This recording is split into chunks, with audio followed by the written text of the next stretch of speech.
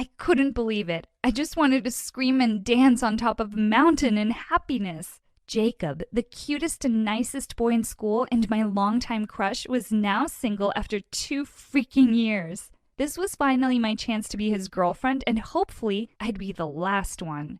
The competition might be tough, but I had the upper hand. We'd been seatmates in almost all of our classes, and I usually got a hi from him in the hallways. One day in the canteen, I saw him sitting at a table alone. I wondered why he wasn't with his friends. Holding my tray of food, I casually passed by his table, expecting him to notice me, but he didn't, and it made me sad. I stepped back and blurted out, "Oh, wow, pizza! Did you know that you can order it from space?" He turned towards me looking surprised. "Wow, really? That's so cool." He seemed impressed, and I felt relieved. My hands were shaking. I was so nervous, but I had to do this. "Can I sit here?" "Sure." As soon as I'd settled in my seat across from him, his face suddenly brightened up as he read a message on his phone. He looked so happy at whatever it said. "You can have all the pizza, Dana. I have to go." And he left, just like that. At least he'd given me his pizza. I'd just have to try harder next time. Over the next 2 weeks, I continued trying to get closer to him, and he was nicer to me, but he often seemed to be in a hurry. It disappointed me when I realized that he was giving other girls the same treatment. Ugh,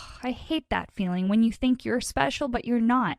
This is not good. The next week was crucial. Something had changed about him. He looked so preoccupied whenever I saw him. He was always on his phone, smiling, and I didn't like what that might suggest. My gut feeling was confirmed when a piece of news left me speechless. Jacob had a new girlfriend already, and he'd posted their official couple photo on Instagram that day. It was Sam, a girl from another class. Why her? I mean, sure, she looked nice and delicate, and she always wore these modest, girly dresses, but what made her so much more special than me? I ranted and raved to my friends later that day. I really couldn't believe it. All my efforts had been a total waste. I tried to stalk Sam on Instagram, Facebook, Snapchat, Twitter, TikTok, and every other possible platform, but she didn't have any of them. She was clearly a very private person. I had to find out more about her. I had to know if she deserved Jacob. One night, while out buying some cleaning sponges, a familiar face caught my attention. It was her, Sam. She was wearing a huge black hoodie with the hood almost hiding her entire face.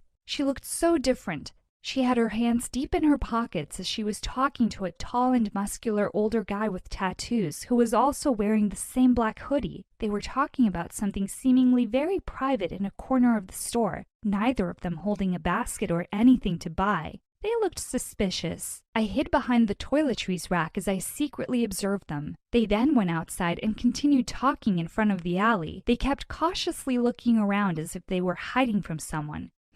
I sensed something fishy. What was Jacob's new girlfriend up to? And what was her relationship with this guy? A few more moments passed, and the older guy handed something to her. I didn't get the chance to see what it was because she immediately shoved it in her hoodie pocket. They then walked into the alley, and I immediately ran to follow them. I squatted behind a smelly garbage can as they checked if there was anyone around. I couldn't hear what they were talking about. They looked like they were planning something, but why in an alley? I suddenly screamed when a huge rat crawled out of the garbage and jumped onto me. I instinctively sprang up and flung it off. Sam and the guy turned their heads in my direction, and I buried my face in the garbage can as if I were a beggar looking for leftovers. I almost puked at the smell. I absolutely stank when I went home that night, and I had to shower 3 times just to get the smell off. You're going to pay for this, Sam. I wasn't able to sleep well that night. I kept thinking about Sam. I could sense that something was wrong with her. If Jacob didn't end up with me, at least he should find a decent girl that he deserved, you know? But it would be really good if it were me. I wanted to chat with him to tell him about what I'd seen earlier, but I was worried that he'd think I was stalking his girl because I was jealous.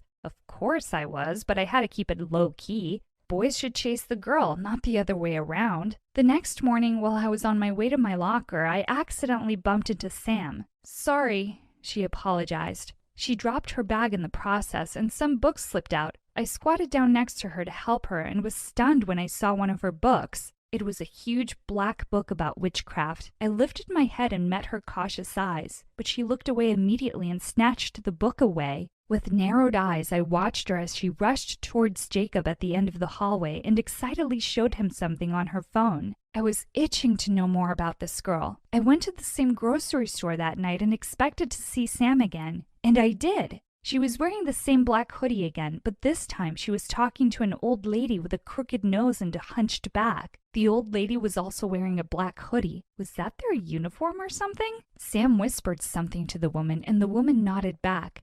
They then went out of the store and continued talking in the alley. I took my phone out and started recording a video of them as I followed them. I was careful not to be noticed this time. It was a bit foggy in the middle of the alley where they were standing. The lady carefully handed something to Sam, and they continued walking and disappeared in the fog. I played the video back and paused to the part where the woman gave her something. I zoomed in and realized that it was a knife. Oh no, this Samantha girl was definitely bad news. I then heard a short crying sound somewhere in the fog. What was happening there? I left my hiding place and walked further to spy on them. I needed more evidence to show Jacob. I finally made it out of the fog, but they were nowhere to be found. All I saw were car tracks and a dirty white shirt on the ground. Wait a minute, was that red stain on the shirt? I checked and realized it was blood. Oh my God, Jacob had to know about this. His girlfriend was dangerous. The next day at school, I couldn't concentrate on any of my classes. I was itching to tell Jacob what had happened last night. As soon as class was over, I gathered up the courage to finally talk to him outside the classroom. Hi, Jacob. Can I talk to you for a second? Sure, Dana. He seemed to be in a hurry, but I didn't care.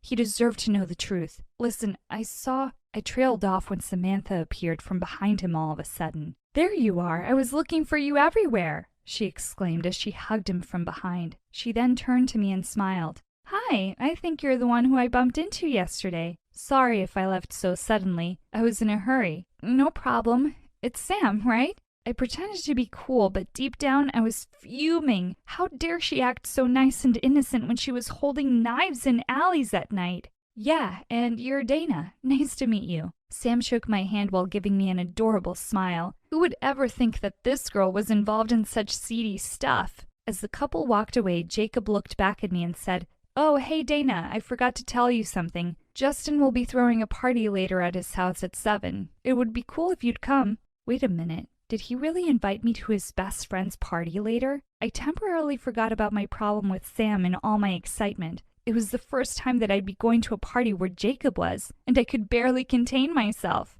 When the party came, I had my eyes on the new couple for the first few hours, but I got temporarily distracted when his best friend Justin came up to me and asked me if I wanted another drink. I was flattered to be noticed by him, as he was so close to Jacob, but when I returned my eyes to the couple, I couldn't see them anymore. I looked for them everywhere, but they'd already disappeared, just like that. The night was still early. Where the hell did they go? I looked up at the night sky and saw how bright and full the moon was. And then I remembered the witchcraft book and the old lady with the crooked nose and white hair. Oh my God, was Jacob in danger? I had to save him. I continued looking and saw his car roaring out of the driveway. I immediately hopped into my car and followed them, hoping that they wouldn't notice me. We arrived in a seemingly abandoned neighborhood. Jacob and Samantha finally got out of the car after stopping near a huge old house. They walked side by side with Jacob's arm around Sam. They were even giggling.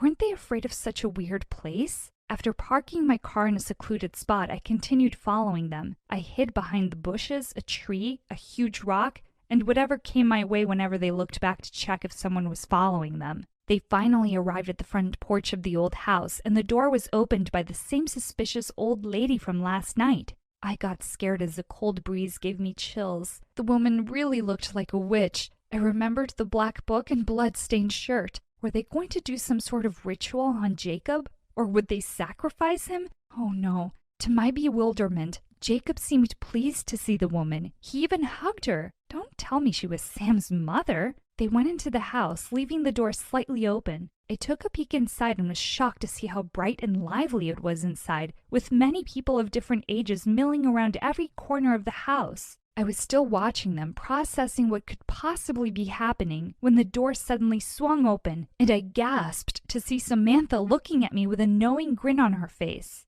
We know that you've been following us, she revealed, which made me turn as red as a tomato. I bowed my head as I fiddled with my fingers. It's okay, Dana. You can join us if you want. Jacob appeared in front of me, and what he said relieved me. "What is this place?" I asked. "This is one of my grandfather's old properties, and my father and I decided to make it a home for beggars and homeless people," Sam started to explain. "So, those nights in the alley?" I trailed off. I needed more answers. Sam explained further. "Whenever I have time, I look for beggars and bring them here with the help of other people. There were a lot of them in the area, and some of them even had injuries from fighting for food. That's why you saw me there." She then introduced me to the old lady who was her latest recruit. They also revealed that every other day, Jacob would go with Sam to help her and her mom while tending to these people's needs, such as food and clothing. I was speechless about what I had found out. I watched the new couple as they bonded with the beggars while they ate.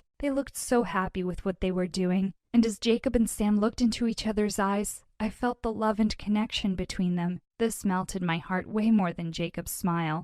Samantha was actually an angel, and indeed, you can't judge a book by its cover. At that moment, I finally realized that she was perfect for Jacob, and I didn't feel jealous at all. I ended up being good friends with them from then on. I also helped them from time to time. About my feelings for Jacob, I didn't understand why, but I just woke up one day realizing that I had finally accepted that we weren't meant for each other. A year passed, and we were only a month away from graduation. While the three of us were having lunch at a fancy restaurant to celebrate the birthday of Sam's dog, Jacob's best friend, Justin, showed up late. He was panting as he sat next to me and across from the couple. "Sorry I'm late. I got stuck in traffic," Justin explained. Despite the messy black hair and sweaty forehead, Justin still managed to look cute. He had this bad boy thing going on, but that was only his looks because he was actually timid. He scratched the back of his head as he sat beside me. I noticed that he was always nervous whenever he was near me. Or was I just assuming things? "Come on, dude, ask her already," Jacob urged Justin as he leaned back in his chair looking impatient. Will you go to prom with me?" Justin stuttered as he asked me. I had been waiting for him to ask me out, and finally he'd done it. I nodded at him as I blushed, and the boys did a happy fist bump. After graduation, Justin became my boyfriend. And throughout the years, Jacob and Sam inspired me and made me more mindful of homeless people and those in need.